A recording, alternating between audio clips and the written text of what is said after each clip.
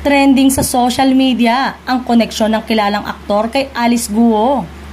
Unti-unti umanong naglalabasan ng mga ebidensyang nagpapatunay sa malalim na koneksyon ni Alfred Vargas kay Alice Guo na kasalukuyan ngayong nakadetain sa Camp Crame.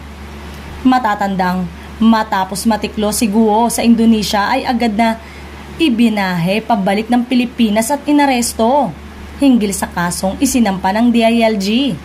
Kaugnay nito, isang nagngangalang attorney Elmer Galicia ang ikinokonekta kay Alfred Vargas at Alice Guo.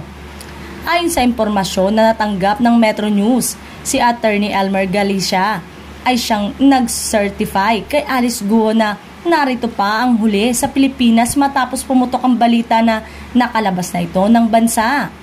Sinasabing si Galicia ay dating may opisina sa Emerald Building, Makati, kung saan naroroon din ang law firm ni Quezon City 5th District Congressman PM Vargas. Gaano kaya ito katotoo? Sa ngayon ay tikom ang bibig at wala pang kahit anong pahayag ang kongresista at aktor na si Alfred Vargas.